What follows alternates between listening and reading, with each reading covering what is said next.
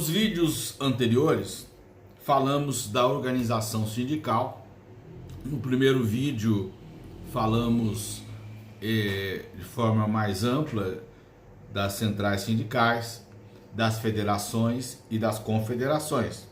Falamos da representação e da representatividade dos sindicatos. No segundo vídeo, falamos das centrais sindicais. Neste terceiro vídeo, vamos abordar as garantias sindicais e os órgãos dos sindicatos que já foram mencionados, né? Para que possamos compreender melhor essa proteção que é dada aos trabalhadores. De início, verificamos que na Constituição da República, o artigo 8º, inciso 8º, ele trata da garantia do dirigente sindical, né? Então, o dirigente sindical, seja ele titular ou suplente, ele goza de garantia de emprego.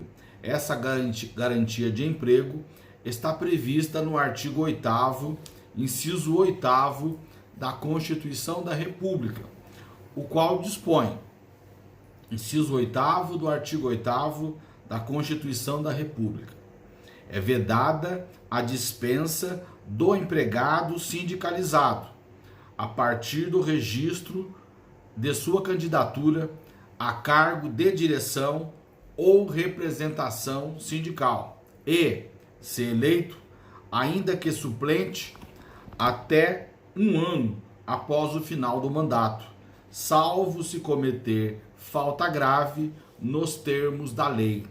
Então, no artigo 8º, inciso 8º da Constituição da República, nós verificamos que desde o momento em que o empregado se candidata ao cargo de direção sindical, ele já estará protegido. Ele terá garantia de emprego. O que vem a ser garantia de emprego? Garantia de emprego é o direito de permanecer no emprego contra a vontade do empregador. O empregado que goza de garantia de emprego só pode ser dispensado se cometer justa causa. E essa justa causa, para quem goza de garantia de emprego, é denominada falta grave. Então, quando encontramos no texto a expressão falta grave, ela nada mais é do que a justa causa do empregado estável. As figuras da justa causa estão lá no artigo 482 da CLT. Quando o empregado comete algum ato previsto no 482 da CLT, fala-se em justa causa. Se esse empregado que cometeu a justa causa possui alguma garantia de emprego, fala-se em falta grave. Então, o empregado que se candidata ao cargo de direção sindical, desde o momento em que ele se candidata, ele passa a ter garantia de emprego. Só poderá ser dispensado se cometer falta grave nos termos da lei, diz a parte final do artigo 8º, inciso 8º. Se ele for eleito, durante todo o mandato permanecerá essa garantia de emprego. Pode ser que ele permaneça ocupando cargos de direção sindical durante 20 anos. Durante 20 anos ele terá garantia de emprego. E ele vai ocupando cargos diversos durante os mandatos, conforme previsão do Estatuto do Sindicato. Ele pode ser secretário, tesoureiro, vice-presidente, presidente, voltar a ocupar outro cargo de direção, quando não puder mais permanecer na presidência. Então, o sindicato, no seu estatuto, vai estabelecer as regras de eleição, reeleição, possibilidade de reeleição. Isso decorre da autonomia sindical. Pois bem, se esse dirigente sindical, em uma outra eleição, a sua chapa perder a eleição, a chapa da oposição for a vencedora, ele vai perder o cargo de dirigente sindical. Ainda assim, terá um ano de garantia de emprego. Essa é a previsão da Constituição da República, artigo 8º, inciso 8º. Mas essa garantia de emprego já existia. Não tendo previsão na Constituição, já era ela prevista na CLT. A CLT, no parágrafo 3º do artigo 543, diz: fica vedada a dispensa do empregado sindicalizado ou associado a partir do momento do registro de sua candidatura a cargo de direção ou representação sindical ou de associação profissional até um ano após o final do seu mandato, caso seja eleito, inclusive como suplente, salvo se cometer falta grave devidamente apurada nos termos desta consolidação. Então, a CLT, no artigo 543, parágrafo 3º, já previa essa garantia de emprego do dirigente sindical, de que trata o artigo 8º, inciso 8º da Constituição da República.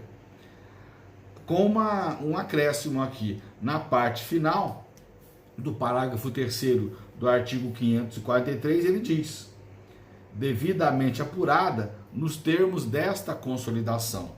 O texto constitucional fala falta grave, salvo se cometer falta grave, nos termos da lei. A lei é a CLT. E a CLT tem um procedimento para a apuração da falta grave, né? Essa falta grave será apurada conforme dispõe o artigo 853. O artigo 853 trata do inquérito para apuração de falta grave. Inquérito para apuração de falta grave. Apesar do nome inquérito, é uma ação trabalhista proposta pelo empregador em face do dirigente sindical. Diz o artigo 853, para a instauração do inquérito para apuração de falta grave contra empregado garantido com estabilidade, o empregador apresentará reclamação por escrito à vara do trabalho, dentro de 30 dias contados da data da suspensão do empregado. Então, esse inquérito para apuração de falta grave, ele é o procedimento legal através do qual o empregador deverá comprovar a falta grave do dirigente sindical. Quando o empregado goza de garantia de emprego, ele só pode ser dispensado se cometer falta grave. A dispensa do empregado que goza de garantia de emprego, não sendo ele dirigente sindical, deve ser imediata. Um dos requisitos da justa causa é a imediatidade. Quando o empregado comete justa causa e há uma demora na dispensa do empregado, ocorre o chamado perdão tácito. Então, um dos elementos da estrutura jurídica da justa causa é a imediatidade. A dispensa tem que ocorrer de imediato, não pode demorar, sob pena de ocorrer o chamado perdão tácito. Isso vai se aplicar aos empregados que gozam de garantia de emprego, com exceção do dirigente sindical. É o caso da gestante. A empregada gestante tem garantia de emprego, desde o momento da concepção até 5 meses após o parto, só podendo ser dispensada se cometer falta grave. O empregado eleito membro da CIPA e o seu suplente também tem garantia de emprego, desde o momento em que se candidatam até 5 meses, desde o momento em que se candidatam até 1 ano após o término do mandato, né? Se eleitos durante todo o mandato, e até 1 ano após o término do mandato, o empregado eleito membro da CIPA, titular e suplente, tem garantia de emprego. O empregado que sofre acidente de trabalho, ao retornar ao trabalho, ele tem 12 meses de garantia de emprego, desde que fique afastado 16 dias ou mais, conforme previsão do artigo 118 da Lei 8.213 de 1991. Então, além dessas garantias de emprego, outras podem existir em outras leis, como a própria CLT prevê a garantia de emprego do empregado eleito conciliador da Comissão de Conciliação Prévia, desde o momento em que se candidata, durante todo o mandato e até um ano após o término do mandato.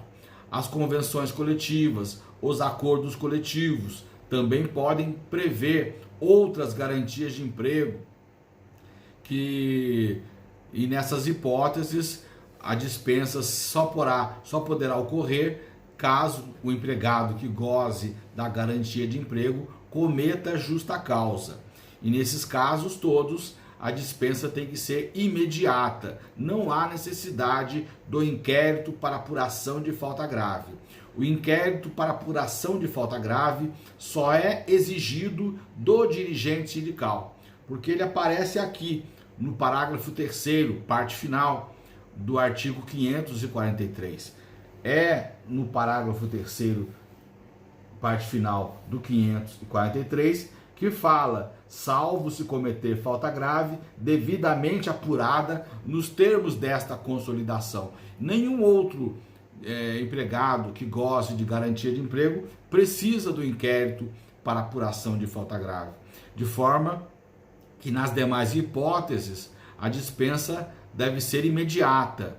Caso esses empregados proponham reclamação trabalhista, alegando que não cometeram falta grave, o ônus da prova de que houve falta grave é do empregador, súmula 212 do TST.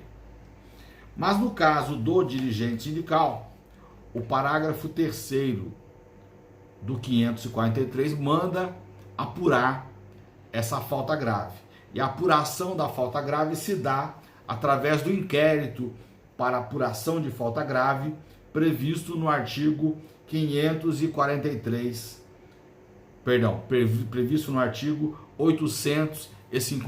da CLT. O artigo 853 trata do inquérito para apuração de falta grave, de forma que o dirigente sindical só poderá ser dispensado após a sentença que reconheça a falta grave nos autos do processo ajuizado, iniciado com a propositura do inquérito para apuração de falta grave. Então, o empregador terá que ajuizar o inquérito para apuração de falta grave, para neste inquérito para apuração de falta grave, provar que o dirigente sindical cometeu falta grave. O ônus da prova da falta grave é do empregador. Se não houver prova de que houve falta grave, não poderá ocorrer a dispensa. Esse inquérito para apuração de falta grave, ele tem que ser ajuizado dentro de 30 dias, caso tenha ocorrido a suspensão disciplinar do dirigente sindical. Isso nós vamos encontrar no artigo 853, né? Quando ele fala para instauração do inquérito para apuração de falta grave contra empregado garantido com estabilidade, o empregador apresentará reclamação trabalhista à vara do trabalho dentro de 30 dias, contados da data da suspensão do empregado. Essa suspensão é suspensão disciplinar. Então, esse dirigente sindical que cometeu inquérito para apuração de falta grave, ele pode ser suspenso disciplinarmente. Caso ele seja suspenso disciplinarmente, o empregador terá 30 dias para ajuizar o inquérito para apuração de falta grave, né? Esse prazo de 30 dias ele é um prazo decadencial. Então, se houve suspensão disciplinar, o inquérito para apuração de falta grave tem que ser ajuizado dentro de 30 dias. É um prazo decadencial. Se o inquérito for ajuizado após 30 dias da suspensão disciplinar, ocorre a decadência, a perda do direito. Esse dirigente sindical, se ele for dispensado sem o inquérito para apuração de falta grave ou com o ajuizamento do inquérito após os 30 dias, ele pode reclamar na Justiça do Trabalho, pleiteando a reintegração no emprego. O fundamento é o artigo 659, inciso 10, que diz: 659 da CLT, compete privativamente ao juiz do trabalho, além de outras que lhe forem conferidas neste título, e das decorrentes de seu cargo, as seguintes atribuições. Inciso 10. Conceder medida liminar até decisão final do processo em reclamações trabalhistas que visem reintegrar no emprego dirigente sindical afastado, suspenso ou dispensado pelo empregador. Então, o dirigente sindical só pode ser dispensado se cometer falta grave. Essa falta grave tem que ser apurada mediante inquérito para apuração de falta grave. E esse inquérito deve ser ajuizado dentro de 30 dias contados da suspensão disciplinar. O ajuizamento do inquérito para apuração de falta grave após o trintídio legal implica em decadência do direito de dispensa do dirigente sindical. Se não ocorrer a suspensão disciplinar, esse prazo de 30 dias não é contado. Ele só tem início com a suspensão disciplinar do empregado. E a dispensa tendo ocorrido, ou a suspensão e de forma irregular, permite que este dirigente sindical reclame em juízo e peça liminar com fundamento no 659, inciso 10 da CLT.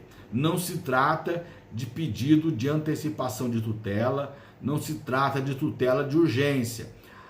O processo do trabalho, neste caso, tem regra específica, não se aplicando o Código de Processo Civil. O Código de Processo Civil só se aplica ao processo do trabalho subsidiariamente, conforme dispõe o artigo 769 da CLT, de forma que, havendo regra específica no 659-10, a ação é reclamação trabalhista com pedido de liminar de reintegração ou para anular a suspensão disciplinar. Pois bem, quando o legislador fala que desde o registro da candidatura esse dirigente sindical tem proteção, quando o legislador fala em cargo de direção, nós precisamos verificar o que vem a ser cargo de direção.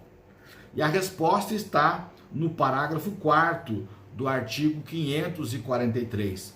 O parágrafo 4º do artigo 543 da CLT diz: considera-se cargo de direção ou de representação sindical aquele cujo exercício ou indicação decorre de eleição prevista em lei.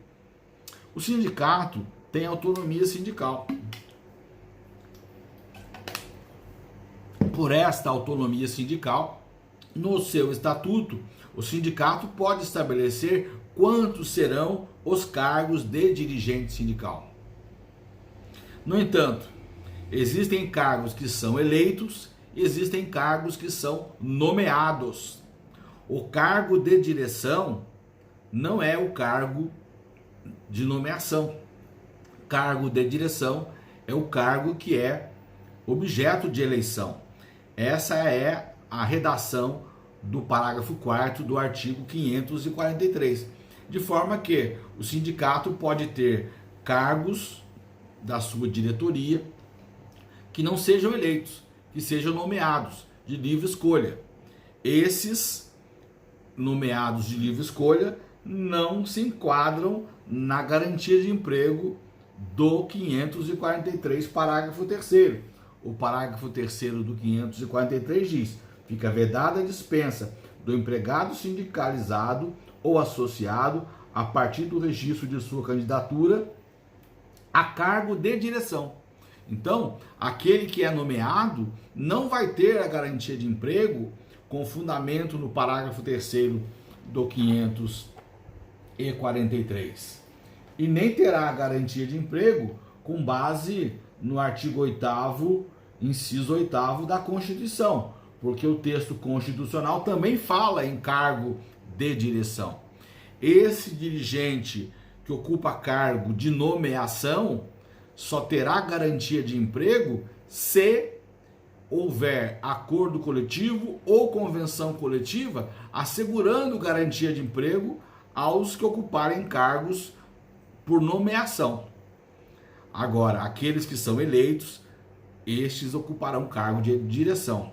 Parágrafo 4º do 543. Estes terão garantia de emprego. Também há, tanto na Constituição quanto na CLT, a previsão de que a garantia de emprego tem início com a candidatura e perdura durante todo o mandato e até um ano após o término do mandato.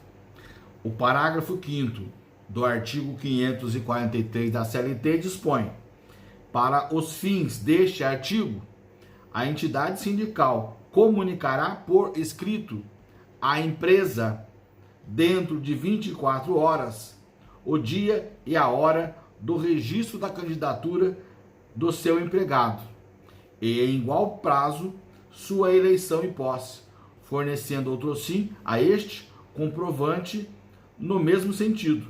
O Ministério do Trabalho e Previdência Social fará no mesmo prazo comunicação no caso de designação referida no final do parágrafo 4º. Ou seja, quando o empregado se candidata ao cargo de dirigente sindical, o sindicato deve comunicar à empresa dentro de 24 horas a sua candidatura. Se ele é eleito, a comunicação tem que se dar também dentro de 24 horas. Aí surgiu a discussão de não ter ocorrido a comunicação da candidatura dentro de 24 horas, ou não ter ocorrido a comunicação da eleição dentro de 24 horas. Esse empregado que se candidatou ou foi eleito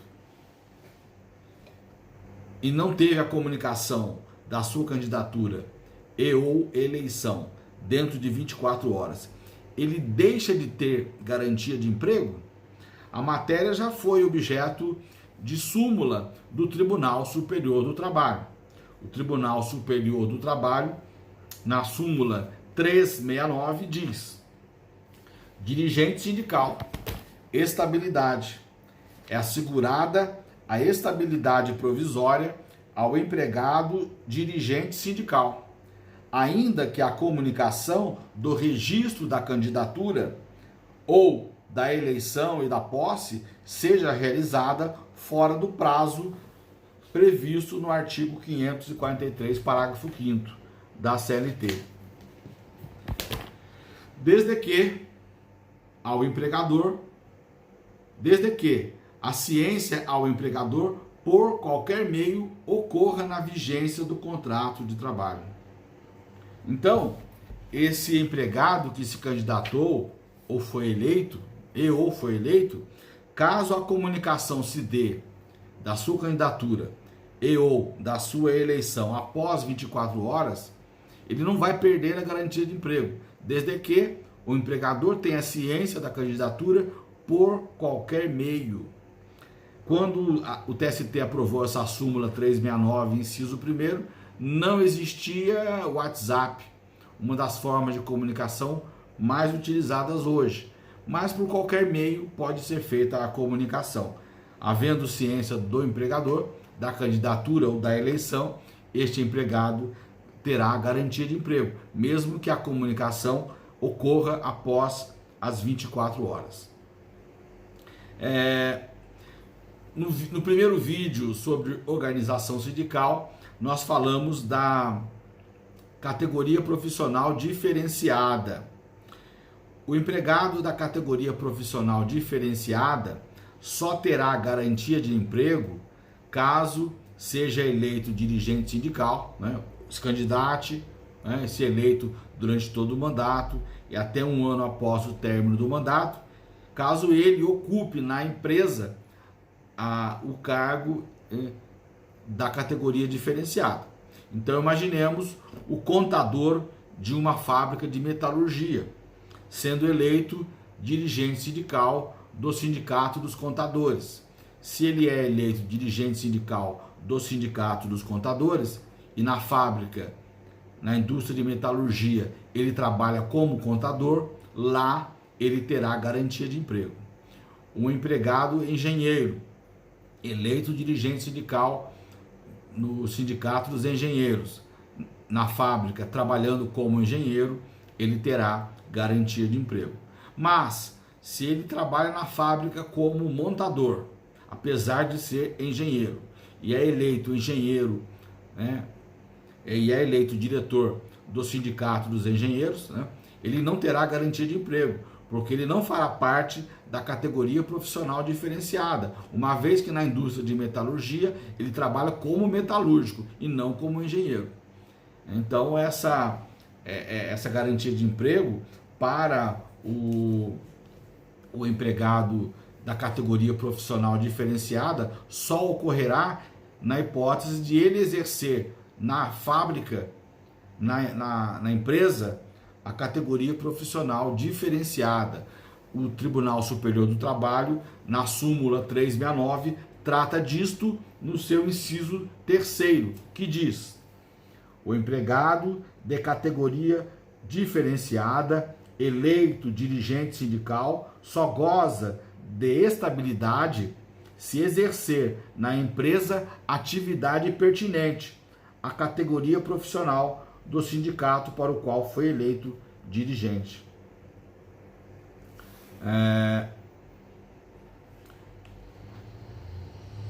Então, além dessas questões, tem a discussão do número de empregados protegidos.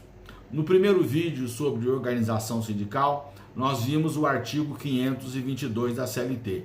O 522 da CLT é aquele já analisado que estabelece que a administração do sindicato será exercida por uma diretoria constituída de 7, e no máximo 7, e no mínimo 3 membros, e de um conselho fiscal, composto de 7 membros, eleitos esses órgãos pela Assembleia Geral. Nós já falamos que há uma discussão se esse número de dirigentes sindicais é apenas o número máximo de garantia de emprego dos dirigentes sindicais. Se esse 522 da CLT viola ou não o texto constitucional, artigo 8º, inciso 1º.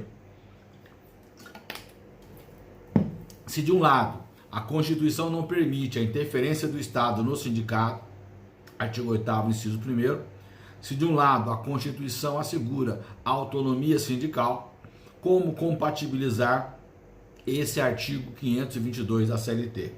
Falamos no primeiro vídeo que o TST, na súmula 369, inciso 2º, diz: o artigo 522 da CLT foi recepcionado pela Constituição Federal de 1988.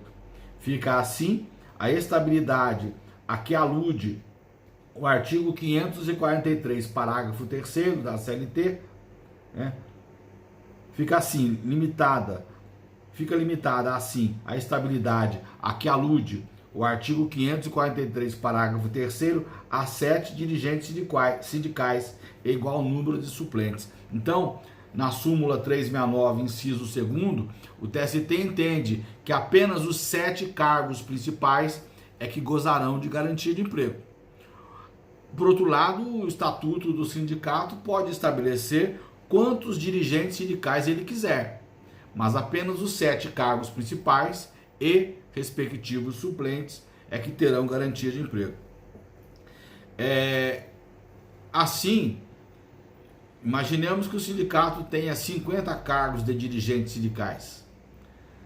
Nem todos os 50 dirigentes sindicais terão garantia de emprego. Apenas os 7 cargos principais e respectivos suplentes. É este o entendimento do TST na súmula 369, inciso 3º, o que recebe críticas do jurista José Carlos Arouca. O Arouca diverge deste entendimento do TST. Segundo ele, alguns sindicatos com base territorial muito ampla, nesses sindicatos o número de 7 dirigentes sindicais não será o suficiente para que o sindicato possa desenvolver o seu trabalho, sendo necessário um número maior de dirigentes sindicais, os quais deveriam ter garantia de emprego também. No entanto, nada impede que a garantia de emprego seja ampliada por meio de negociação coletiva. A negociação coletiva pode ampliar a garantia de emprego dos dirigentes sindicais. Portanto, na convenção coletiva ou no acordo coletivo, essa garantia de emprego pode ser objeto de ampliação, mas não por imposição legal. Por imposição legal, o TST reconhece que apenas 7 serão os dirigentes eleitos que gozarão da garantia de emprego, os 7 principais.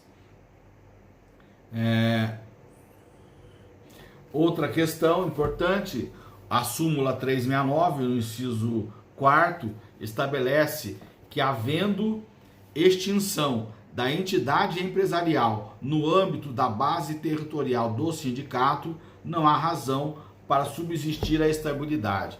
Imaginemos que a fábrica encerre a atividade na base territorial do sindicato. E o empregado dessa fábrica é dirigente sindical. Ele, portanto, não terá mais garantia de emprego.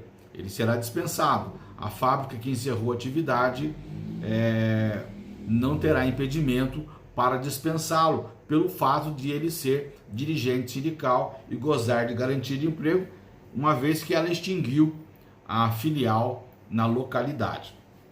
Inciso 4º da súmula 369. Outra questão interessante é o inciso 5º da súmula 369.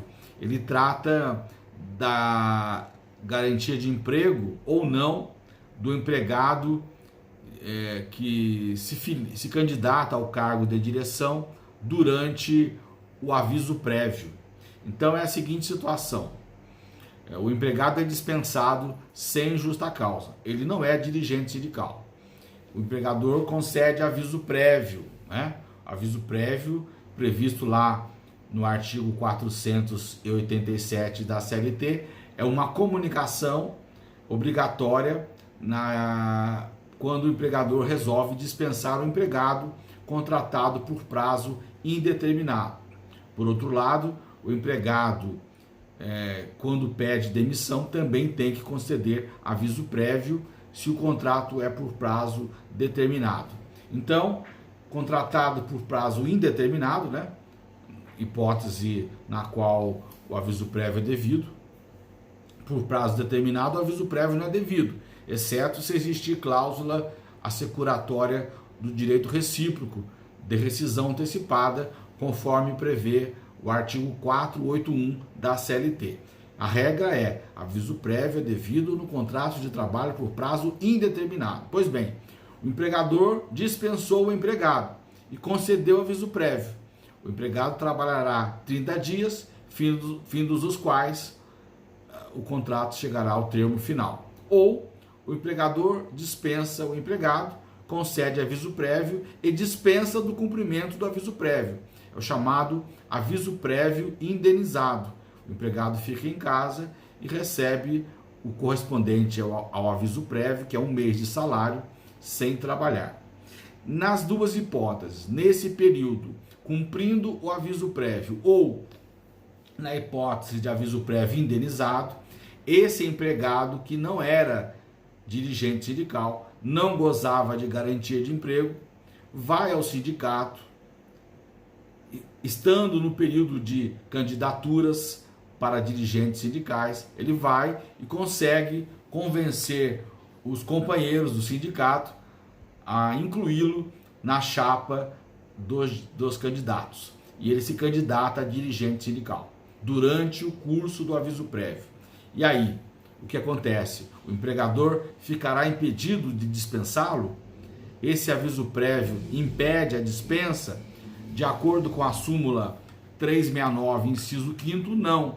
Diz ela, inciso 5º da súmula 369, o registro da candidatura do empregado a cargo de dirigente sindical durante o período de aviso prévio, ainda que indenizado, não lhe assegura a estabilidade, visto que é inaplicável a regra do artigo 543, a regra do parágrafo 3º do artigo 543 da Consolidação das Leis do Trabalho. Ou seja, no momento em que houve a concessão do aviso prévio, nada impedia este ato por parte do empregador. O empregado não gozava da garantia de emprego, não havia impedimento para dispensá-lo. Por isso o TST, na súmula 369, inciso 5º, diz que a candidatura durante o aviso prévio, mesmo que indenizado, não assegura a garantia de emprego. Para terminar, vamos falar da transferência do dirigente sindical. É outra garantia de emprego. O dirigente sindical não pode ser transferido para localidade diversa daquela em que ele é dirigente sindical. A ideia é a seguinte: não pode o empregador transferir o dirigente sindical para outra localidade e, com essa transferência, impedir que ele exerça o seu trabalho como dirigente sindical. Lembrando que cada sindicato tem a sua base territorial. Então, vamos pegar um exemplo de um dirigente sindical que trabalhe na Ford de Taubaté. Ele é dirigente sindical aqui em Taubaté. Ele não pode ser transferido para a Ford de Camaçari, na Bahia. Lá em Camaçari, na Bahia, é outro sindicato dos metalúrgicos, é outra base territorial. Ele não será dirigente sindical em Camaçari, Bahia. Portanto, se ele for transferido, ele ficará impedido de exercer a sua liderança sindical aqui em Taubaté. O seu mandato de dirigente sindical é aqui em Taubaté. Então não pode haver transferência. Então, quando a transferência impede que o dirigente sindical continue exercendo o seu trabalho, isso é ilegal. E a previsão está no artigo 543 caput da CLT, que diz: o empregado eleito para cargo de administração sindical ou representação profissional, inclusive junto a órgão de deliberação coletiva, não poderá ser impedido do exercício de suas funções, nem transferido para lugar ou mister que lhe dificulte ou torne impossível o desempenho de suas atribuições sindicais. Então, o empregador não pode transferir o dirigente sindical para a localidade que impeça que ele continue exercendo a sua atividade sindical.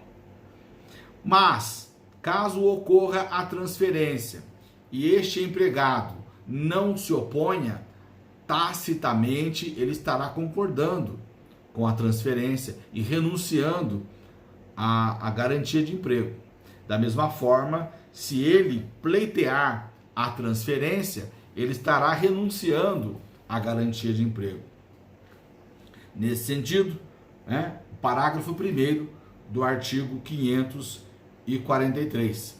O empregado perderá o mandato se a transferência for por ele solicitada ou voluntariamente aceita. Então, se o dirigente sindical pleiteia a transferência, ele está renunciando ao mandato de dirigente sindical. Ou ocorre a transferência e ele tacitamente aceita a transferência, ele também estará concordando com a transferência, perderá o mandato.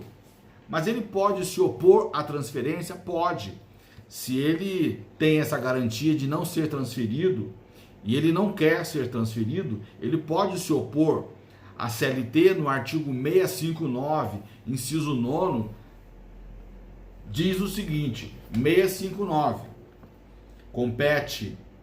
competem privativamente aos juízes do trabalho, além das que lhe forem conferidas deste título e das decorrentes de seu cargo, as seguintes atribuições. Inciso 9, conceder medida liminar até decisão final do processo, nas reclamações trabalhistas que visem a tornar sem efeito transferência disciplinada pelos parágrafos do artigo 469. O 469 da CLT é aquele artigo que trata da transferência do empregado. Então, quando a transferência é ilegal, cabe reclamação trabalhista com pedido de liminar para impedir a transferência. Isso também se aplica ao dirigente sindical, com base no artigo 543 caput. Se a transferência não é pleiteada pelo dirigente sindical, se ele não pode ser transferido para a localidade que impeça o exercício da atividade sindical, ele pode se opor à transferência, propondo reclamação trabalhista com fundamento no artigo 659, inciso 9, pleiteando a transferência, a liminar para impedir a transferência ilegal. Lembrando que a transferência da localidade de prestação de serviço é uma alteração do contrato de trabalho quanto ao local da prestação de serviço. E a regra da alteração contratual, lá no 468 e 469, é de que deve haver anuência. Quando o empregado concorda com a alteração contratual, essa alteração é lícita, desde que não lhe cause prejuízo. 468. No caso da transferência, também a transferência depende da anuência do empregado, exceto quando ele ocupa cargo de confiança ou a cláusula expressa ou implícita de transferência, desde que esta decorra da real necessidade de serviço, conforme prevê a súmula 43 do TST. Também será legal a transferência se ocorrer extinção do estabelecimento. Mas no caso, a transferência do dirigente sindical vai encontrar obstáculo no caput do artigo 543. E não sendo a transferência da vontade do dirigente sindical, ele pode se opor à transferência pleiteando liminar para impedir a transferência. 659, inciso 9, combinado com o artigo 543 caput. Essas são as garantias de emprego dos dirigentes sindicais.